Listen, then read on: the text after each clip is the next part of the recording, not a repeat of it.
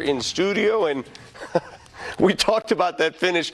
It's always hard to watch because you don't know how much time's left on the clock, right? Yeah, you do. And I look at this and I'm going, oh, boy. I'm not like the Nuggets were trying to wind the clock, but there was enough time for Portland to get a good shot. There are about 9 different on that.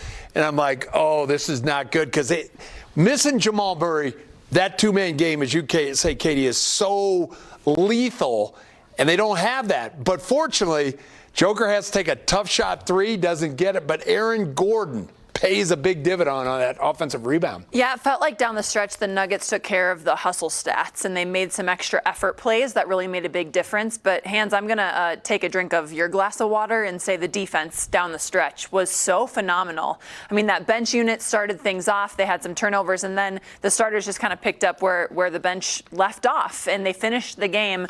And I just think the numbers down the stretch and what they held Portland to was really something special, and that's what led to this win. Well, let's show you the final moments of fourth quarter, the decisive fourth quarter. It was a tie game, 101-101, 2 minutes to play, and players making plays. In this case, P.J. Dozier with a pretty pass from Will Barton to give the Nuggets the lead, a lead they would never relinquish. Here comes Dame right back at you, tying it up again.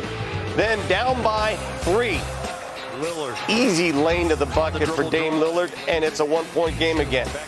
Joker, looks like you got fouled there. They didn't call it, but Aaron Gordon, big rebound. Big rebound. This is during the jump ball. You got to you seal off. You use your body. You create space like it's a rebound. No, you give Portland an extra chance.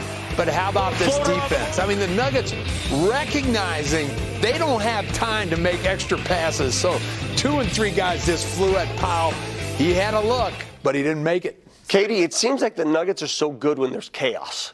They thrive in chaotic situations, but it seems like they thrive when people count them out, too. It's like, man, they're not playing very well tonight. They're not playing their best basketball. People are doubting if they're going to win, and they just find a way to make things happen, and they find a way to get the job done. I think tonight their offense wasn't really clicking in the way they wanted it to, and they said, okay, we got to rely on something else. We got to rely on the defense, and I think that started with the bench unit, too. Bench play was a problem in the first half. They couldn't score. But in the second half, when Portland took that lead in the third quarter and the Nuggets had to go to the second unit produced.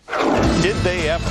They scored, they defended, they regained the lead. There's the new guy, Austin Rivers, get it out to Shaq Harrison, to Uncle Paul for 3. And the ball movement was nice. Yeah, P.J. Dozier really struggled until the fourth quarter. How about Paul? Just put the body in the way, and you're not going to outrun him, but he did. Austin Rivers, a huge three-point shot. His first 3 is a Denver Nugget. Again, the defense leading to offense. Just throw it out there. Now finish it. I'll finish it. P.J. Dozier.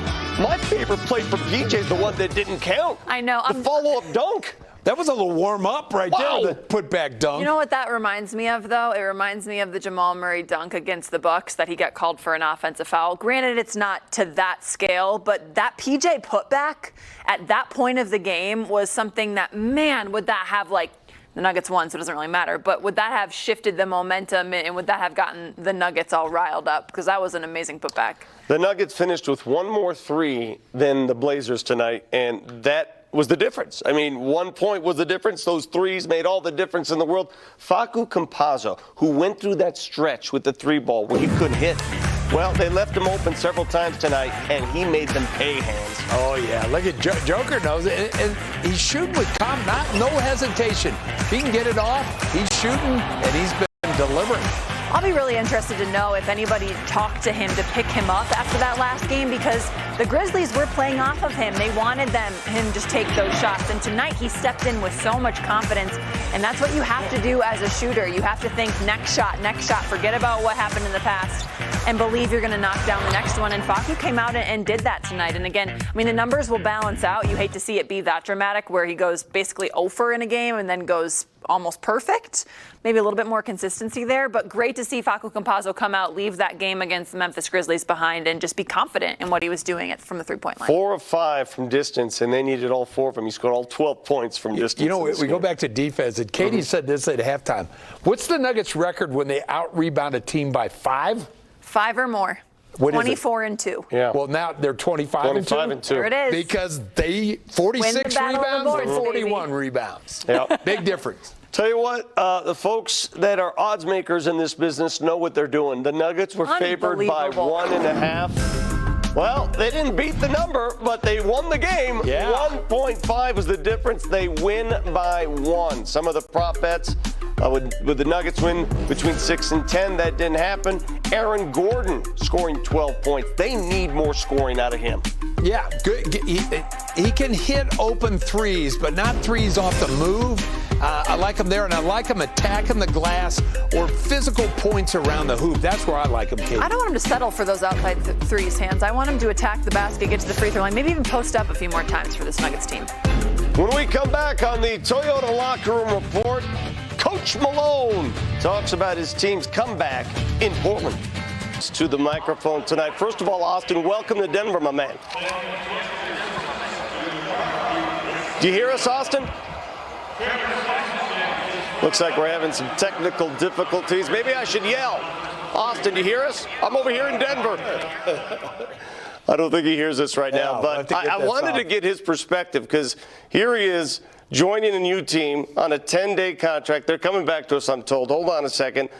Let's see. We'll try this again here momentarily as soon as they get that fixed up. In the process, can you fix your collar? I can't talk to a man whose collar's off. Is my collar up? Yeah. Thanks, Katie. Thanks for telling me.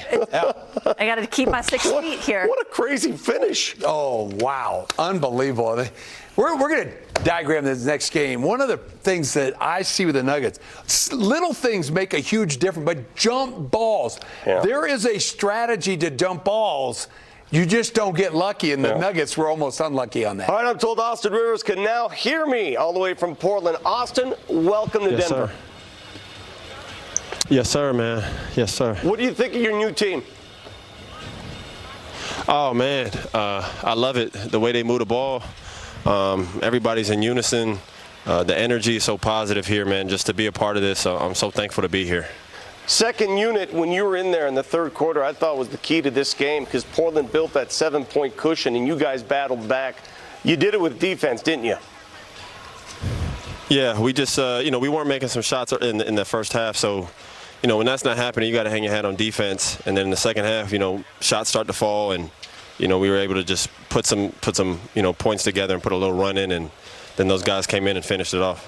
Austin, how do you see your role on this team? What should Nuggets fans expect? Man, just energy every night, just in attack mode. I don't ease into the game at all. I just come in whenever my name's called and just be in attack mode on both ends of the floor and just try to make the right reads. I'm always looking to score and make a play. And on defense, I'm always trying to guard the other team's best player just to put, pressure off some other guards who are out there playing heavy minutes. So just coming in and playing as hard as I can, trying to help out wherever I can. You've played against Nikola Jokic for many years. Right now, he is the front runner for MVP. Man. Any doubt to that? Yeah. Man, he you know what? You don't really realize it until playing with him. His patience is something like I've never seen. You can't speed him up. He makes the reads. He knows the other team's plays, every single one. I've only been here for about a week, but he's already one of the most high IQ players I've ever been around. So it's easy playing with him. When in doubt, you give him the ball, you move, he'll find you. So it's been amazing, and I look forward to building that energy with him. Austin Rivers, welcome to Mile High Basketball, man. Hope to see more of you for many days to come. All righty. Nuggets win. Thank you. Happy to be here. Thank you. Take care, buddy. Nuggets win with a frenetic finish in Portland. By the way, the Nuggets have now beaten the Blazers 9 of 11 times. The Nuggets are now 8-1 in this division. What a win on the road. Unbelievable. 38-20 overall. They hit this stretch that they're on. And first half was offense, Katie's. Second half, I'm the defensive guy. 21 points holding Portland to in the fourth quarter. That was a difference maker. Absolutely. That stretch from the second unit, and they weren't playing very well in the first half. They were struggling to score. Their defense, I feel like the word to describe it was just tenacity. That bench unit can defend, and they put that on the floor, but it's really hard to see the dividends of what you're doing when you're having problems scoring like they were. And in the second half, we saw their defense turn into offense, and I think that was the spark that really got this Denver Nuggets team going. It was a weird game, though. The last two games have been weird, like the Memphis win, and then anytime you can take on a division opponent on the road, road and get the win, regardless of what it looks like, you take that. Listen, when we come back on the Toyota Locker Room Report, I want to replay those final few seconds from the jump ball all the way to